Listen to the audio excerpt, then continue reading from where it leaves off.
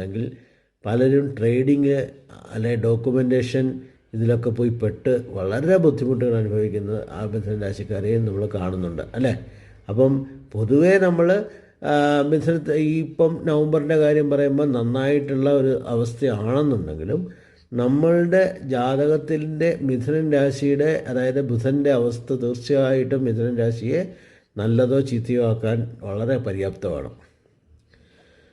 പിന്നെ അടുത്തത് നമ്മൾ പറയുന്നതാണെങ്കിൽ ഈ സമയം അതായത് നവംബർ 25 ഇൻവെസ്റ്റ്മെൻറ്റ്സിനൊക്കെ നന്നായിട്ടുണ്ടാകും. കാരണം പ്രത്യേകിച്ച് ഗോൾഡിൽ, കാരണം ഗോൾഡ് എന്ന് പറയുമ്പം ഗുരുവാണ്, അത് 2ാം ഭാവത്തിൽ ഉച്ചത്തിലാണ്. എന്തെങ്കിലുമൊക്കെ ഒരു ഇൻവെസ്റ്റ്മെൻറ്റ് ഈ സമയത്ത് അവരെ കൊണ്ട് ചെയ്യിപ്പിക്കും, അതാണ് സത്യം.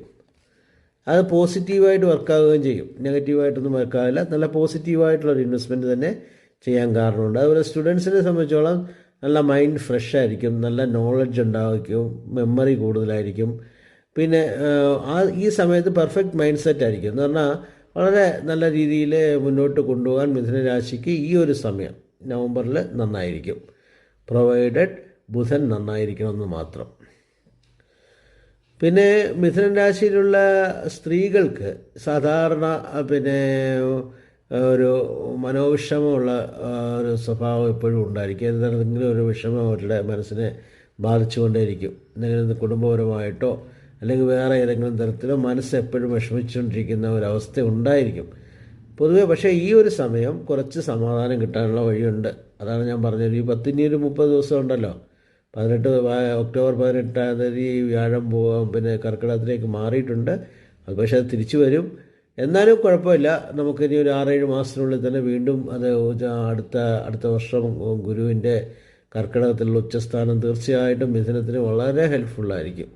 അപ്പോൾ നിങ്ങൾക്ക് അതനുസരിച്ച് പ്ലാൻ ചെയ്യാം. ചില കാര്യങ്ങളൊക്കെ ഒന്ന് തൽക്കാലം ഒതുക്കി വെച്ചിട്ട് അടുത്ത ഗുരു പകർച്ചയ്ക്ക് വേണ്ടി കാത്തിരിക്കാം. ഇതൊക്കെ നിങ്ങൾക്ക് ബുദ്ധിപൂർവ്വം ചെയ്യാവുന്ന കാര്യങ്ങളാണ്. ഈ പൊതുവേ ശുക്രനും അതുപോലെ തന്നെ 5ാം ഭാവത്തിലേക്ക് പോകുന്നു. സൗഭാഗ്യത്തിൻ്റെ സമയമാണ്. നല്ല ഒരു പിന്നെ എന്താ പറയുന്നത്, നല്ല ശുക്രൻ്റെ കാലഘട്ടങ്ങളൊക്കെ ഒരു സന്തോഷമായിട്ട് തന്നെ നിൽക്കും. അതൊക്കെ ഈ സമയത്ത് ഈ ഒരു മാസം നമുക്ക് പ്രയോജനപ്പെടുത്താവുന്നതാണ്. ഇതിൻ്റെ പിന്നെ ഇതിൽ 3 നക്ഷത്രങ്ങളാണ് നമുക്കറിയാം. മകയിരത്തിൻ്റെ 30 തിരുവാതിരയുടെ ഒരു ഫുൾ നക്ഷത്രം, പുണർദത്തിന് 45 നാഴിക. അപ്പോൾ അങ്ങനെ 3 നക്ഷത്രങ്ങളാണ് മിഥുനത്തിലുള്ളത്.